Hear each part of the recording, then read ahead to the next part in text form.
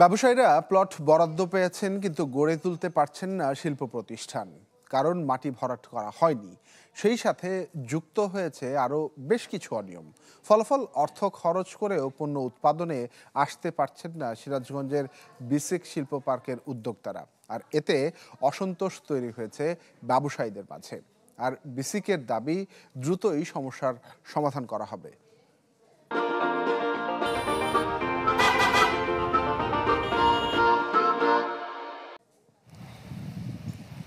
সিরাজগঞ্জে যমুনা নদীর তীরে বেসিক শিল্প পার্কে 829 প্লটে গড়ে উঠবে প্রায় 570টি শিল্প প্রতিষ্ঠান, যেখানে 550টি প্লট বরাদ্দ পেয়েছে বিদেশি বিনিয়োগকারী প্রতিষ্ঠান। আর দেশীয় শিল্পোদ্যোক্তারা পেয়েছে 279টি, কিন্তু থমকে আছে সকল কার্যক্রম।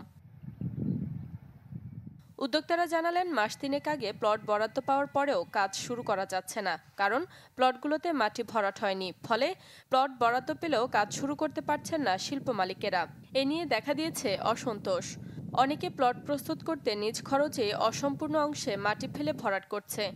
3 মাস আগে আমরা এখানে প্লট বরাদ্দ পেয়েছি, কিন্তু এখন পর্যন্ত শিল্প করার উপযোগী নয়। এখানে মাটি ভরাট করতে হবে।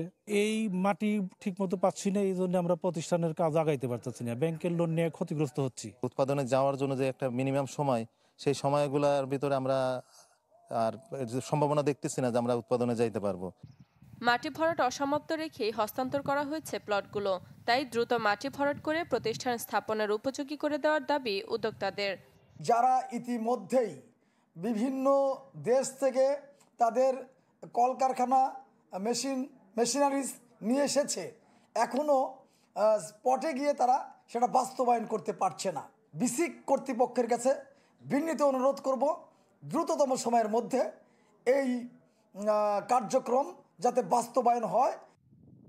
অবশ্য বিসিক কর্তৃপক্ষের দাবি, যেসব স্থানে নিচু ছিল সেই জায়গায় মাটি ফেলা শুরু হয়েছে। উদ্যোক্তারা সহজেই এখন কারখানা স্থাপন করতে পারবেন।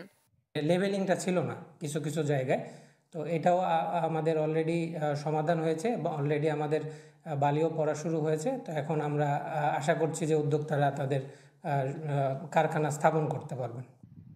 শিল্প পার্কটি নির্মাণে ব্যয় হয়েছে 719 কোটি টাকা, যেখানে 1 লাখ মানুষের কর্মসংস্থানের আশা করছে কর্তৃপক্ষ। Desk report, channel 24।